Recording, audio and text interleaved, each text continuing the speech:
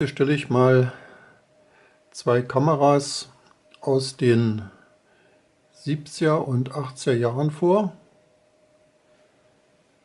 Das war noch zu Zeiten dieser Kleinbildfilme, also analoge Fotografie, keine Digitalkameras. Und diese beiden Kameras hier waren damals durchaus als Meilensteine der Entwicklung zu betrachten, da sie für die damalige Zeit sehr kompakt waren und auch schon relativ modern waren. Das hier ist eine Olympus XA, die ist 1979 auf den Markt gekommen und hier ist eine etwas abgemagerte Version, die XA2, die kam 1979-80 auf den Markt. Beide Kameras verfügen über einen exakt zum Gerät passenden Blitz, einen Elektronikblitz. Hier bei der XA2 ist er derzeit angesetzt und bei der XA ist er jetzt nicht dran. In der Kamera ist derzeit ein Film drin, deshalb kann ich nicht alle Funktionen vorstellen. Also ich kann auch die Kamera nicht öffnen, aber ich kann durchaus hier mal die Kamera betriebsbereit machen. Man schiebt dazu den Schutzdeckel zur Seite. Das Objektiv wird dann sichtbar und einige Bedienungselemente. Die Kamera verfügt unter anderem über ein Schnittbildentfernungsmesser. Das ist für eine solche kompakte Kamera schon etwas Besonderes. Der wird hier vorne, ich mache das jetzt mal mit dem Daumen, wird die Entfernung eingestellt. Und zwar ist hier oben ein kleiner Messsucher und in Verbindung mit dem Suchereinblick kann man in der Mitte in einer kleinen gelblichen Zone so lange hin und her schieben, bis sich das Bild deckt, und dann hat man die exakte Entfernung eingestellt. Weiter verfügt die Kamera über eine Blendenvorwahl. Man kann hier also einstellen, mit welcher Blende man fotografieren will. Die Belichtungszeit wird dann von der Kamera automatisch ermittelt und die hat dafür also auch einen Messsensor.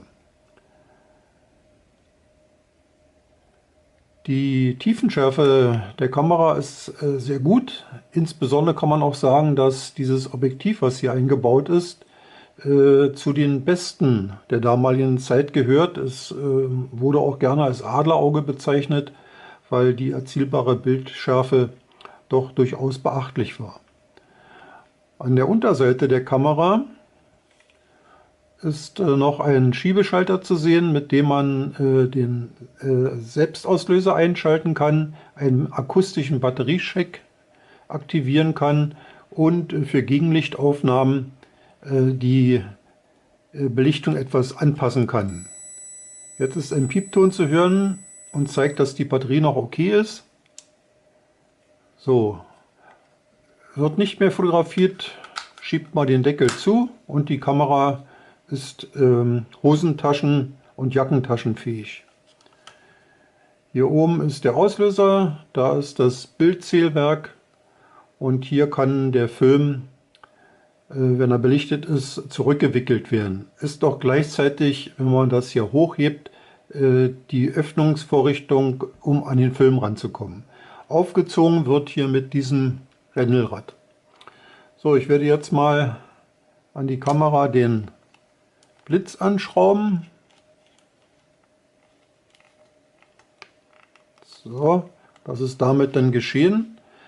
Wird die Kamera wieder betriebsbereit gemacht und in Position Blitz gebracht. Das ist dann hier oben. Ich muss dann hier mit dem Daumen jetzt etwas weiter schieben. Gleichzeitig wird hier die Blitzmacke herauskommen. Ich mache das mal. So, ich habe das jetzt in Position Blitz gebracht. Jetzt ist hier oben der Anzeiger vom Blitzgerät aktiviert. Hier ist noch eine Einstellmöglichkeit für die ASA-Zahl des Blitzes und der Sensor vom Blitz, denn es ist tatsächlich auch ein Automatikblitz. Ja, das wäre die XA2 Variante der Kamerageneration. Jetzt tauschen wir das mal um. Die XA2 ist, wie ich schon sagte, eine abgespeckte Version. Und das erkennt man unter anderem daran, ich mache hier auch mal auf, dass das Objektiv nicht ein 2,8-fach Objektiv ist, wie bei der XA, sondern ein 1:3,5 Objektiv, ist auch nur in 4-Linse, hat aber eine Programmautomatik. Das heißt, man muss sich nicht für eine Blende entscheiden, sondern die Kamera ermittelt die richtige Belichtung durch die Kombination von Blende und Zeit. Da kein Entfernungsmesser eingebaut ist, wird hier die Entfernung über Marken eingestellt an der linken Seite hier. Ich zeige das mal hier so. Man kann hier sehen, dass hier vorne 2 Personen abgebildet sind. Das ist die Porträtentfernung und hier ist das gleiche nochmal zu sehen, aber mit einer farblichen Variation. Das soll bedeuten, dass das die typische Entfernung für Schnappschüsse eben ist. Will man Landschaftsaufnahmen machen, kann man das also auch weiterschieben in Position Berge. Das würde dann unendlich bedeuten. Aber es ist so, macht man die Kamera wieder zu und öffnet sie wieder, dann steht die Entfernungseinstellung wieder auf der Standardposition. Da muss man ein bisschen vorsichtig sein, wenn man zum Beispiel wieder Landschaftsaufnahmen machen will. Hier ist es bei der Kamera so, dass eine Funktion dieses Schiebeschalters von der XA fehlt.